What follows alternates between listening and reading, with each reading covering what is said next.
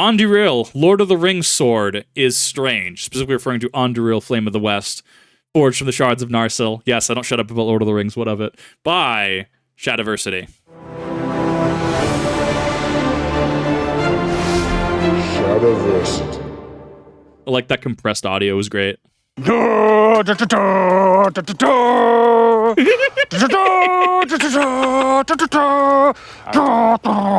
hope we don't get copyrighted. If we got copyrighted for that, I would friggin' spit. Well, with all these little... That'd be so funny and very on par for modern YouTube copyright. Like, actually, though. I love their gambesons, though. Person on the right, gambeson fits really well. I like that he has the shoulder bits on as well. Very sleek, very good. I like him. Lord of the Rings copyright claims lately. Oh, gosh. So, it might have been keyed off. What's the phrase? I don't know, but let's move past it. Tipped off? I am tired. Okay. Yeah, you I might feel have figured out what this video is about, because you saw it in the thumbnail and title and clicked on this video. But if you didn't see that, you just somehow randomly came upon this video, you'll see that I'm holding the official Lord of the Rings replica from United Cutlery of Anduril. I'm sorry this exists. Bro, it's like I found out that that one airsoft company has like actual Resident Evil firearms. Like they're airsofts, obviously, but you can get like the Samurai Edge and other popular like Resident Evil like firearms in like airsoft form. It's like, what? This exists? I mean, the next follow-up question is, what steel is it? Does it have a cutting edge? Is it meant as a prop? Is it meant as an actual use piece? I mean, like, these are all things that go through my head whenever I buy a new sword, or at least attempt to buy a new sword. It's an interesting sword, specifically because I have never held like a real version of it. Yes. So that colors my taste on it. It does, because like comparing it to a regular longsword, let's get a height comparison here. This is a big sword. Yeah. I mean, doesn't it classify... I would classify as a hand and a half, right? I mean, hand and a half being kind of this nebulous concept, right? Like, what is a long sword? It is a long sword. It's not an arming sword. It's just a long sword, which also contrasts with something like when Musashi talks about a long sword, he's not talking about an English long sword. He's talking about a katana, a long sword, in context of Japan. It's so fun. I love the naming conventions. They're so good. I think Bastard Sword is a name that gets thrown around out there. I don't remember how it counts in the movie. You know, Aragorn charging the Black Gate. It almost feels like a two-handed sword at that point. I don't know. The classification, unfortunately, does escape me, but it is a very long sword. Not huge profile taper on it. How is this weighs like double this? Except, yeah, this is heavy. But that's not because the sword should be heavy. That's because it's not a real Exactly. sword. This is actually why I wanted to do a dedicated video on Anduril. My love for it and some thoughts and feelings about it. And also, of course, thoughts and feelings about this official replica. We do have an affiliate link if you're interested in stuff from either United Cutlery or Honshu. Link in the description below. So I'm actually curious, has anybody used either of these? So I usually use like Castile, Darkwood Armory. There's a couple other sites, like Cult of Athena, spelled with a K. Very good sites that I've used from in the past, not them affiliated or sponsored with by any means. I'm always on the lookout for new stuff. Like I've actually been on the lookout for a cavalry shield, like how in the Peter Jackson trilogy, we have the Uruk-hai with the shield like that hinges, right? It's strapped to their arm. It's that rectangle. I want one of those. I just want a bracer, but in shield format. And I hear that it's a cavalry shield, which then leads into, apparently I'm just going to become a winged hussar, because technically it falls into SCA time constraints. Technically, because it is just before 1700. That's when firearms became more used, etc. So if anyone has any information on what the Uruk-hai shields are and where I can get one, I'm very interested in that. Well, I'm also very curious because I always look out for new sword plates and stuff like that, so I'll have to check these out. Low, and this is a pretty decent replica, but the thing is, though, it is a wall hanger. Through and through. This is not a functional piece. If you hit this on something solid, it will break. On top of that, it's got a rat-tailed hang. Multiple times heavier than a real sword. Yeah. I can hold this out easy. I can move this around, and Shad will struggle. I can hold it with 2 fingers. Yeah. Go, try 2 fingers. 2 fingers on the side. Rough. But I'll try it as well. It is a heavy sword. Yes.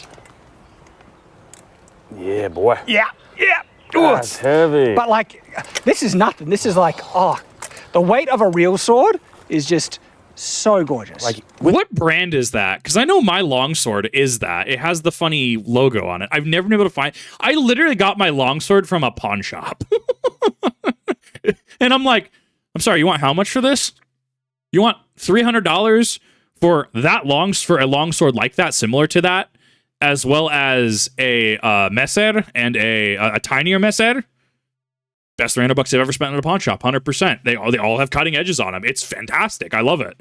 Like, I've never been able to find that exact brand, though. I love their edges. with two hands, I could move it a bit faster, but it's still not a real weight of a sword, right? Right. In terms of the design, though, what are you thinking? Let's get to the design. And part of the design, I guess, is the first question I have about it, which is in relation to its size. Would you call this a longsword or war sword? Like compare it. I mean, it's longer than what I'd consider an arming sword. I would classify it as a longsword very specifically because I could absolutely seeing you do like German longsword things with it. I would personally classify it as longsword, even if the length might be a little short. I don't know. I'd have to actually see a comparison. I'd have to know how long the blade is, right? I think my longsword that I use for SCA purposes has like a 44-inch blade, not including the tang, right? I think it's 44. It's pretty long. It's weird, isn't it? Yeah. It's kind of in between them. It's on the bigger end. It's not too much bigger than this longsword, granted. Let me grab our war sword and we'll compare. Okay, so it's a bit longer than the longsword. Comparing it to a proper size war sword. This one is called the single-hand... the Honshu Claymore, I think. It's the Honshu Claymore. I forget the exact thing. It's close, not as big. It's like right in the middle, That's isn't what I mean. It's right in the middle of both of them. And so you could classify it as either at this point, like a war sword or long sword. You're well within your eye. I'd personally just go with Claymore, honestly. I mean, so I think it comes down to, because they're going to have different movements, right? Where what I remember of seeing Claymores used and how their usage actually follows through. A lot of big sweeping motions, a lot of twists and spirals is not the words I wanted to use. But there's very specific motions that will favor a Claymore, using that weight and inertia to follow through, versus if I were to use my longsword, right? I mean, there's just different ways in which I'm personally going to use it. Then again, I will also say that I'm not the expert in the field. I am also not, formally trained. I don't have any sort of certification or paperwork saying, hi, John Kipp is sword extraordinaire here. I kind of just show up. I learn some cool things, and I kind of just do things. I mean, I would honestly... because of the way this is, especially the weight profile on it, while you could one-hand it, I think it'd be suboptimal. I think that you could argue reasonably this would at minimum be hand and a half to two-handed status, so I would be fine with the Claymore designation. Right. I don't like that, though. Yeah? I like one or the other. Pick a side. Yeah. Well, I think the real one, and this comes to the other issue about it, like, this sword could be made with the proper functional weight easily in terms of its profile and design. Yes. I reckon we could probably find like a good blade and just take these off and put it on a real, and like make a real one. Almost. Sure. I actually think some of the fittings are too heavy. Like this bottom part here, it's all metal. This is all stainless steel, yeah. It has an odd design. I want to talk about the fact that its pommel is half the handle. That is not typical of many swords. No. Do I think it's a big deal, though? That's what I think. Does it add to... I think it's usable. I think that it might be form over function. You definitely know that your second hand is going to go where his left hand is on the silver grip, and it also has how it flares out into that pommel, that integrated pommel. I think that it might help being able to help pull back to leverage the sword forward, right? I mean, sword fighting is all just physics, right? Like if you're wanting to get to a point, like, so how he's holding it right here, how is he going to, with the swiftest motion, get that point pointed at us? He's going to take his backhand, specifically his back two fingers, and he's going to pump that back, which is going to have his guiding hand, his front hand, his right hand, holding onto the sword still, right, to guide it. But that single action of pulling that pommel back will bring that point forward on your target. Like that's a lot of what longswording is too, from what I've seen, like, and what little I can say that I've experienced with it. You have a plane of steel. You will use that plane of steel to block certain attacks, expel certain attacks. But your bread and butter is going to be using leverage. So if you need to, say you laterally move from where he's doing, say he moves it just across his body to his left side, so it'd be at center of screen, he can laterally move it. But if he wants to expel the blade at that point, all he has to do is pump the back of that hilt, send it forward, and then his point's on, right? Like, it's actually also why, as much as I like the concept of heavy fighting in SCA, I don't actually heavy fight. I haven't read that entire manual, nor do I have gear that actually is heavy specific. But I'm really excited to do heavy at some point. But I also enjoy rapier because it's a different format. You have things like cavaziones that, sure, you can absolutely do it in, in heavy, but you see a lot of cavaziones. You see a lot of very thin swords doing some thin, nimbly things. You have your 1, 2, 3, 4. So your nails up, nails to the right, nails down, and then nails over to the right side. If you twist your wrist, easier to show. I can't show it right now because model, but there's a lot of cool things that go into it. And I actually... The irony, actually, I had someone in SCA approach me and be like, so Kip, we're doing some I-33. Excellent manual, by the way. I absolutely love it. It's cool to see like things from the Renaissance era, 700 years earlier, and what actually worked to stick on it. And they're just like, so if we want to do this YouTube thing, you're a big YouTube star. You want to do some stuff? And I'm like, me? Swords? I mean, I could probably make the time. So that may or may not be a project I will work on, depending how things actually pan out. As you can tell, I really love swords. I like swords. I like swords bouncing up and down. I like swords. Too much weight, it might. What concerns me more is how thin this tang probably is. Like, just in a general sense, you're fitting a very thin tang in this sort of handle. What if these were scales? Oh, then it'll be fine. Yeah, I'll be fine with it. But they're not. Scales with a leather wrap. Yeah. But yeah, you'd want a sizable tang, okay? But look, this is something that I'm not sure enough people have pointed out. And we didn't really talk about too much in our Lord of the Rings video. The metal pummel. The half-length handle metal pummel. I'm honestly, it looks gorgeous. I'm not sure about its functional justification. I think it does fall into form over function. While your backhand is going to have that entire silver area to kind of work with, I do wonder if it might have a skill floor to even get remotely comfortable with it. I use skill floor pretty loosely, right? I think there's going to be a definite adjustment period versus something like the longsword that is now on the left side of your screen, right? With that kind of pommel and the flush handle, right? The flush grip. I don't think it's it depends, right? If you make this properly and it's balanced, then I don't think it's that big of a deal. It would almost need to be hollow. Well, of course, hollow for the tang. This is the thing. It's like I don't care how you make it, but if it's balanced, I don't think it's that big of a deal. So the issue that I run into with this, and this might be a subjective issue, what stops your hand from sliding off, right? So naturally, what stops your hand from sliding off is not that the pommel is separate. It's that, I guess maybe it's just a lengthened pommel. I guess you could maybe do something like that. It's that, because it's entirely, it's smooth throughout, right? You're relying on the size of the pommel at the end to stop your hand from sliding off. Can you, in any situation, run into the issue where if you had this pommel, your hand could fly off or you could lose control or lose grip versus a different pommel, such as on the other one on the left side of the screen right now, the other one the other gentleman's holding? Could you run into an issue where your hand could potentially fly off the pommel? I don't know. I think people with a lot more experience could really commentate that more than I can. I think that it is something to look at. I think that it's something to really kind of dive into because it does gradually angle out into that flared out pommel. That is a concern for me. Two other points of interest, like it has to be hollow for this part here, but it is also technically hollow right here. It's got a complete gap, and that's like almost like a fuller, an effect of having a fuller on the blade. It's removing a lot of weight because that's completely, cut through, which might balance it out. Yeah. Sure. And the thing is, because it's not thick as well, it's very thin, meaning you can get some gloves on there and you're all good. You're not going to lose any indexing, anything like that. I don't think it's too detrimental. Yeah, now the way it flares out in type of like a fishtail thing, I love. I mean, like you can slide, let me go on this one, you can slide down and cup it right there. Right. That's gorgeous. Yeah. Your hand will naturally gravitate towards that because of how it's flared out.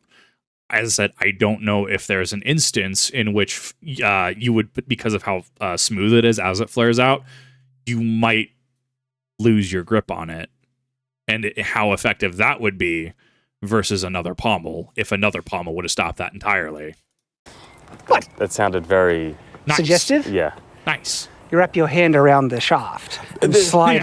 Then it comes down to it. Would I actually use a sword like this? Oh, Yes. if it was made well, yeah, I would. Maybe. I don't know. Yeah, I mean, I have no issue using it. I'd 100% use it. As much as I can talk about the pommel and stuff. I mean, it's like, I don't know, talking about, well, I have this car from this year, and you have this similar car from this year, but my car does this better, even though your car does that other thing better. I mean, it's just comparing, right? Like, I'd 100% use things like this. I'm so aggressively German in how I approach things, just subconsciously. I've literally, because I went to SCA, and it was just like, I was swinging around doing some sparring, right? And someone was just like, "Wow, you're incredibly German, Kip." And I'm like, "Damn it, I can't escape it. I can't escape Germany. Everything I do is just aggressively German." What do you mean you don't want to play with your opponent's tip? You just want to walk through them as if they're a door. Yes. Why, I do like walking through my opponents. I like being aggressive and just walking through them. You know that's German. God damn it. I can already see it now. I'm going to do some sword content, and someone's going to point out how aggressively German I am without knowing it. It's going to be really funny. This is the question. Right here. Another point to praise about the design, okay, is the flares on the end of the crossguard. Yep. Sure.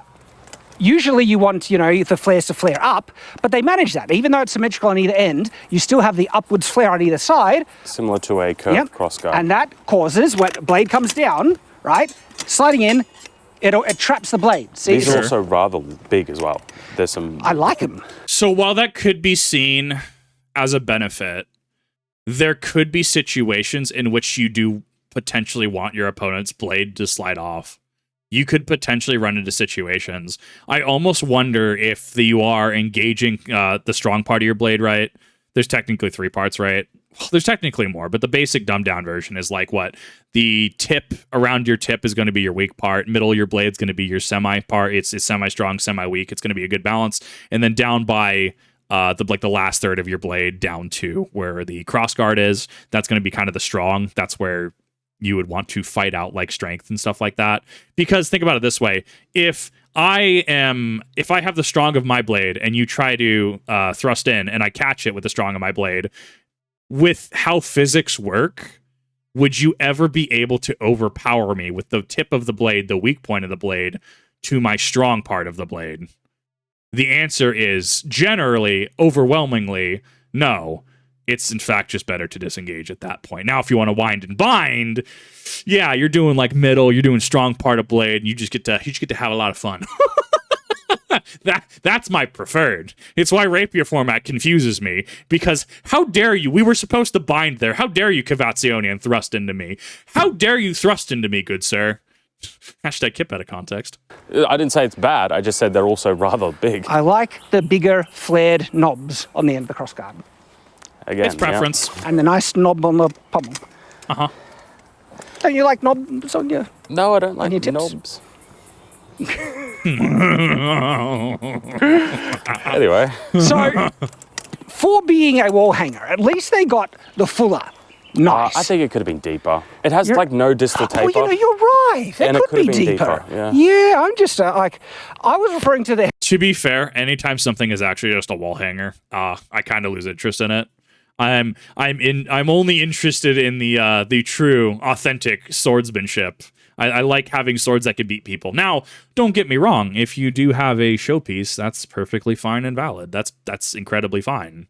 You're allowed to have your showpieces. I personally like to hit things with my sword. I like getting hit with swords. Have I mentioned I love swords? How straight the lines are, that's good. Like those are nice crisp lines, but you're actually right. They could have a deeper fuller. Yeah. And why this is so heavy is because this is a, maybe 4 or 5 millimeter thick stainless steel, and it has no distal taper, really. Yeah. Like it is about as thick up here, all right? Well, look at that, right? As it is down near the base. Didn't the dwarves first make it? Because it was first... So if I remember correctly, it was forged by the dwarves in the First Age, and then something. Well, because then it actually diverges between what happened in the books and what happened in the movies, the Peter Jackson trilogy. That's actually one of the big changes. Wasn't it High King Gil-galad and Elendil? Didn't they fight Sauron? And then both of them fell as far as Sauron fell, and that's when... Isildur came, took the ring as a war prize. Where in the movie, it's High King Elendil at the last at the battle. This was also, I think that was at Barad-dûr. Actually, I think because it was like a 7 or something year siege against Mordor to get to Barad-dûr, and that's where High King of the Elves Gil-galad and I think it was High King of the Noldor, specifically Gil-galad, and Elendil fought Sauron. Where in the movie, it's the whole prologue read by Cate Blanchett as, I think it's Cate Blanchett, right? As Galadriel talking about the last alliance of elves and men on the slopes of Eradrin, Mount Doom. Elendil falling and Isildur cutting Sauron during that his final gambit, his attempt to grab. So that is actually, when you start talking about Lord of the Rings canonicity, that is actually one of the things that gets called into question. However, it definitely becomes a debate on book versus movies. One of the things that throws my retention way out of whack because I do not shut up about Lord of the Rings. It was Narsil. Then it was shattered, and it was the shards of Narsil. Yeah. And then it was Sorry, yes. Then the elves in the Third Age reforged it, yes. So technically, if you do want to kind of look at Anduril, Flame of the West, it is technically a love child between dwarves and elves. Dwarves in the First Age till it was broken. Then we had the elves reforge it in the Third Age, and that's what Aragorn uses until the end of the series. Forged as Anduril. Yeah. And I think Narsil might have been made by the dwarves. I know the lore. Look, guys, let us know in the comments. But the elves reforged it. And if they were reforging it, they needed to, by the way, the way they showed them reforging it in the movies is complete nonsense. I assumed so. I had no basis. I'm just like, I'm pretty sure this is not how this works. But something elves and magic. Clearly some magic was used in that, because that is not how you reforge a shattered blade together. I haven't watched the trilogy in a while. I know I should. Didn't they just heat them up? And it wasn't just... Yeah, they heated it together. They heated it up, put them together like a jigsaw pile, and just hammered it. It was great. Something elves and magic. They just aligned the shards together and bashed on top until the point they were combined. Forge welded. But not even proper forge welding. But the temperature, if I'm remembering, this is just off the top of my head, wasn't it just red hot? Not even forge welding temp? I mean, Anyway. So if you had a shattered blade, the only way you could reforge it into a proper functional one is to smelt it down and start over. Well, I much prefer that method. They welded, not reforged. I thank you. I love this. This is the perfect explanation. Than like Game of Thrones, where they just pour it into a mold. That is bonkers. That's no. Didn't they do that in Conan as well? Yeah. And the only way you could pour steel into a mold is if it is cast iron. Cast iron is iron that has such a high carbon content, it has surpassed the standard carbon content that steel has. You start with wrought iron, below steel carbon content, then you get into the ranges of steel, and when you pass it, you get into cast iron, which is brittle, it would snap, and it would, they do... Which is actually really interesting that black iron gets brought up a lot in... the Lord of the Rings and other fantasy series as well, because he's correct. I don't know the science that goes into it. He just explained a lot more than I can. Iron is very brittle. This is why we go from Bronze Age to Iron Age into using steel, right? I mean, you get your RuneScape leveling guides out. That's actually how RuneScape goes, right? Copper and tin to make bronze, go for coal and iron to make... No, sorry, it's iron to make iron. iron and coal to make steel, even though it's a higher level. That's actually how this works, right? We measure things Stone Age, Bronze Age, Iron Age, right? So it's really interesting that black iron is kind of chosen as an aesthetic, because you look at Sauron, right? What Sauron, whether you want to look at the Shadow Warlord depictions of him, whether you want to look at the Peter Jackson trilogy depiction of him, whether you want to look at artwork of him, he looks like he's wearing black iron. And I think that it's such a cool aesthetic. I would absolutely... all I'm saying, whenever I get my hands on a mace, it's gonna be a good day. Just go ham with a mace. It's gonna be great. I would absolutely use a giant mace like Sauron's, 100%. You pour steel into molds, but that makes cast iron molds, also called pig iron, and that needs to be forged down or decarburized if you want to make usable steel out of it. Overall, Anduril is actually a gorgeous design that I would love to see a functional version properly made with distal taper, proper weight reduction. The pummel will be interesting to see how they execute that. There are people blacksmiths that have made functional I've seen functional ones of the Strider sword. Yeah. I personally like that design a little bit better, but if I'm being honest here, one of my favorite sword designs in all of the Lord of the Rings, the live action stuff, is Gandalf's. It is Glamdring the Flowhammer. Yeah. It's very good. I personally like the Hobbit's depiction of Orcrist the Goblin Cleaver. Once again, Kip, that's a half leaf blade. I'm pretty sure it's similar to a Messer. You know what? I don't want to hear it, okay? I am not aggressively German. I don't know what you're talking about. Drop dead gorgeous. Leaf blade. It has this same sort of contoured grip, but the whole thing with a very similar pommel. It has a curved crossguard. It is perfection. There is something else that is actually a little out of the ordinary for Anduril, and it's the shape of the handle. It's a diamond. It's a diamond. If we can get in and have a look, do you see the ridges here? It's a diamond-shaped handle, which is not ordinary. I would say... How do you reckon that feels? I think it contours to the hand well enough, actually. I would say that there are similar ones. This one I feel like is very aggressive. That's why it is pretty aggressive on the edges. I think it's perfectly fine. I mean, I do prefer oval. Oval is just so comfortable. I think the reason... Or a hexagonal. Flat hexagonal. Yes. Flat hexagonal. I think what lets this one down in this specific instance is because this is such a heavy sword. It puts a lot of stress on it. That's not the grip's fault, because a proper blade should not do that. It's just this one is so ridiculously heavy. I don't mind it. I like the risers giving texture. The risers actually that because your fingers naturally want to find those positions, and they just kind of fall into the grip structure. And actually, I agree. It's quite nice. But it is interesting upon closer inspection, this handle is actually quite atypical. It's got the shape of the handle, the length of the pommel are very odd things that actually work. And you know what they've achieved by doing this? It feels somewhat historically valid without it actually, when I look at this, I don't think I'm looking at a medieval historical period. Does it feel valid because of all the components that go into it, this atypical construction, to make it feel like it's valid due to the logic put into it? So, imagine, if you will, let's say you wanted to create an M16 that fires caseless ammunition, right? But you make this M16 and maybe it's got some adjustments. Maybe the charging handle is shaped a certain way. Maybe the magazine is increased in size and the magazines are a little larger. Some of these, obviously we're going to dismiss caseless ammunition and the problems that it presents right now. In a vacuum, if you had something like, oh, this is a futuristic caseless ammunition M16, right? Or even if we want to go something like something, what's the Kraut Space Magic one? I always forget the name of it.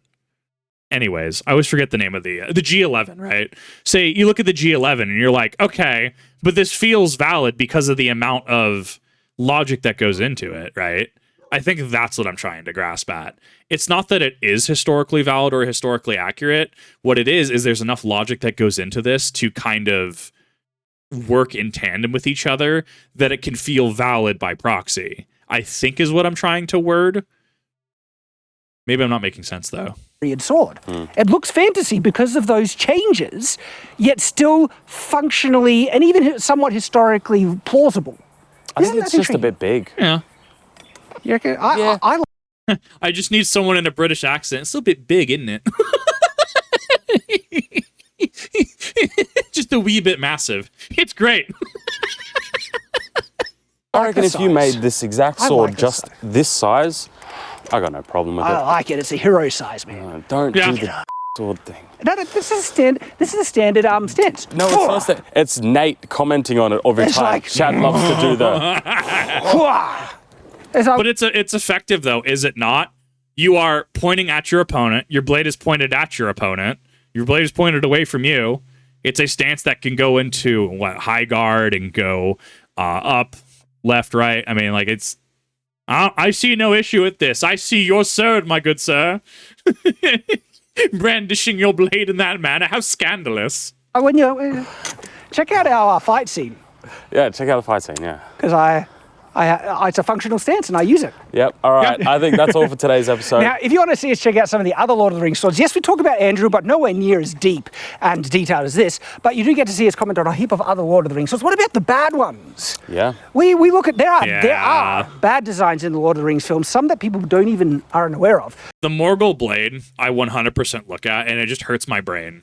The dagger on Weathertop, how it has, I think it's this specific one in the thumbnail here. It hurts my brain every time I see it. Dedicated video right there. Check it out. You'll love it. And subscribe, because people are missing out on recommendations. So subscribe so you don't miss out. Hope to see you there. This was great. I absolutely loved it. I thought this was fantastic, amazing even. I thought this was a lot of fun to kind of delve into, kind of look at. I don't know what Shadiversity's policy on React content is. I hope I've been more than transformative at making a 12-minute video 30 minutes with commentary and input. But that being said, as always, when I react to someone new, all anyone has to do is ask, hey, or someone representative of them, hey, don't want you reacting to my stuff, please take it down. And I'm more than happy to do so and comply. I honestly love this. It's always cool to talk about swords. Have I mentioned that I love swords? I also love Lord of the Rings. Have I ever said I don't shut up about Lord of the Rings? I thought this was honestly really cool. I'm very glad that I got to watch this, got to talk about swords for a little bit, and really just kind of point out some cool content. So thank you all for watching. I really do appreciate it.